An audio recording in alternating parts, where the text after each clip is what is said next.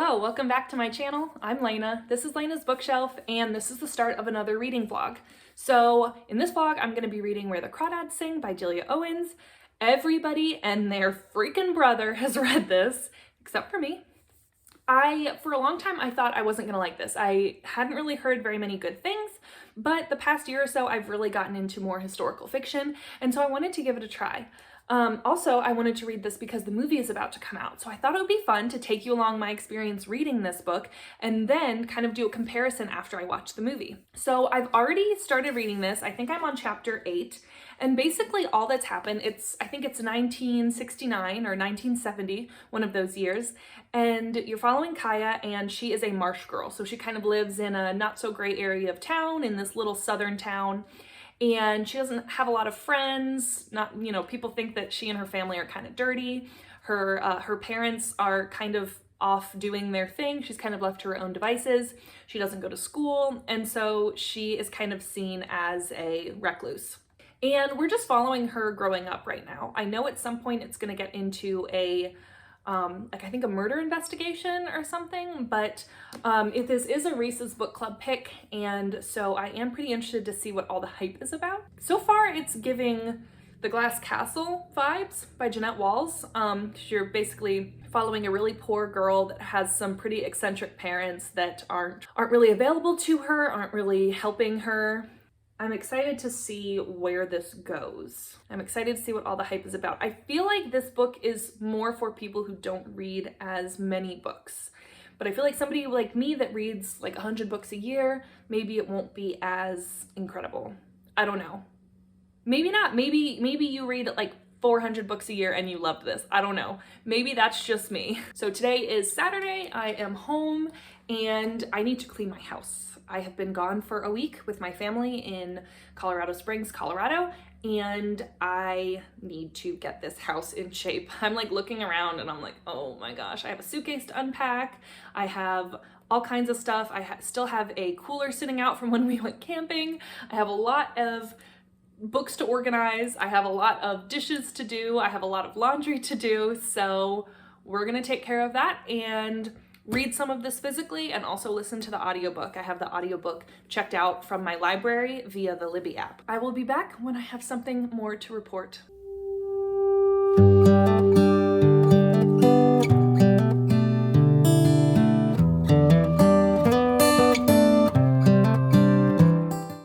Hello, so I am here to update you on Where the Crawdads Sing by Julia Owens. I am on chapter, I think 22, 21 or 22. Let me look. I'm on chapter 22 and it's page 150. So I'm on page 150. There's something in my eye and something weird just happened. So we were following Kaya growing up, and then this guy Tate from the town starts visiting the marsh and visiting her. And I don't know, there's consent issues that I have with this right now. He's not gaslighting her, but I don't know. It's like the only person that she interacts with, and he like gives her these weird books about like puberty and stuff. And so I don't know, it's just, there was a really awkward moment where he's like 4 years older than her. He was like trying to get her to like do stuff with him, and then when she was ready to or willing to or whatever, then he's like, oh no, I can't, you're 4 years younger than me. But it's like, that wasn't stopping you 3 minutes ago. I don't know. And now he's gone to college and left her, and that's kind of sad, but I don't know how I feel about it. I'm interested to see where it's going to go next, but I feel like now she's going to be kind of bitter.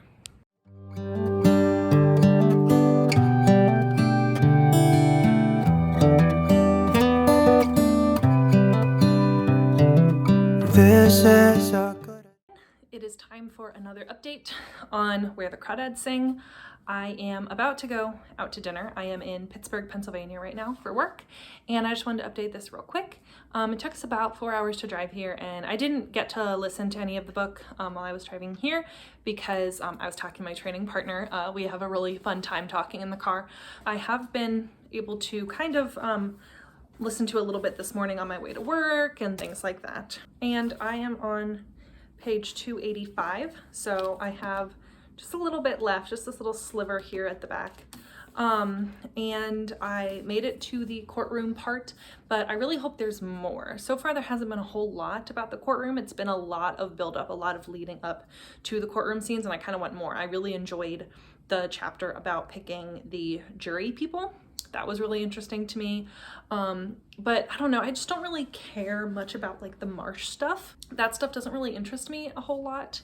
Like the wildlife in the marsh and stuff in her writings. Like I think it's cool, it's just not really something that I care to read about.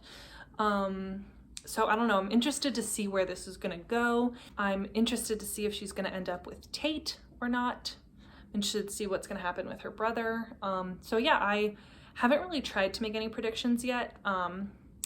I've just kind of been enjoying the ride. Also, it'll be interesting to see what in the movie they change about some of these things, because there's some things that I think come across well on paper that may not come across as well on the screen. But that's all I have to report.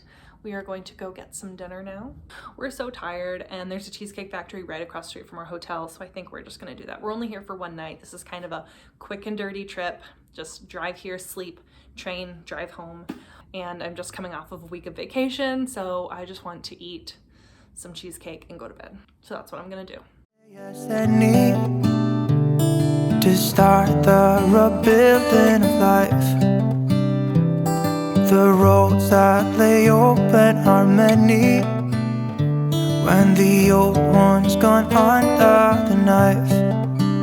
And I can feel the sun on my skin. Okay, I need to finish out this video so I can edit it and get it up for you guys. So here are my thoughts on the book. I see why people like Where the Crawdads Sing. I really get it. I feel like it has a little bit of everything. It has like kind of every major trope from every genre. It has a little bit of historical fiction, it has a little bit of suspense, it has a little bit of courtroom, it has a little bit of romance, it has a little bit of like mystical, you know, type of thing at the end. It has, you know, a twist at the very end. I see why people like it. I see why even people who aren't readers or don't read a lot read this book and really enjoyed it. I totally understand the hype. However, I'm gonna give it 3 stars. I just felt like it wasn't anything special to me because I read so much. I like a book that sticks to its genre. I feel like I don't really know what genre this book was other than just like fiction. So I like it. If I'm reading a thriller, I want to be reading a thriller. If I'm reading historical fiction, I want to be reading historical fiction. If I'm reading a romance, I want to be reading a romance. And so this is a good book for somebody who maybe is getting into reading and isn't sure what their preferred genre is. But like for somebody that knows what their preferred genre is and knows what they want out of a book, it was fine. It had some boring parts. I found myself, especially when they were talking about, when Kaya was talking about all of the biology and things like that, and the bugs and the birds, I found myself skimming because I don't really care, to be completely honest, which sounds bad, but I didn't really care. So I found myself skimming, and then I realized later on that I missed some important details.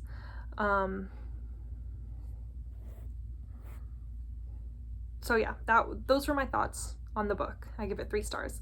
And then my boyfriend and I went this weekend and we watched the movie. So we had a beer and wing night while we watched Where the Crawdads Sing, which that was kind of cool. I like the movie better than the book.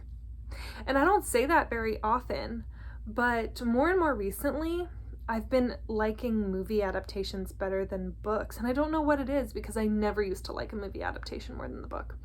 I do feel like the movie was a little bit long.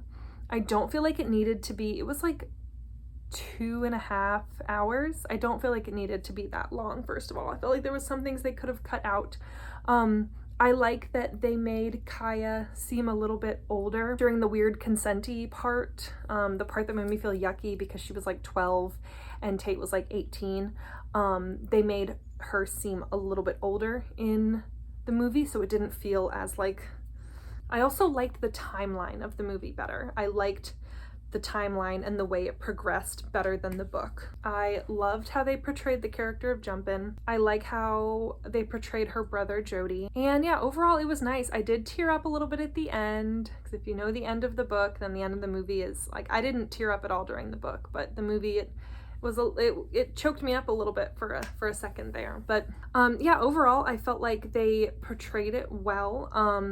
The character of Kaya, I felt like the actress matched. The only thing I would say though is that the actress that played Kaya, she made Kaya out to be much more refined than I feel like the book made her out to seem, which I mean, I liked that. I liked the kind of timeless class that Kaya had in the movie, but I didn't feel as much of that in the book. I think I would recommend the movie over the book, honestly.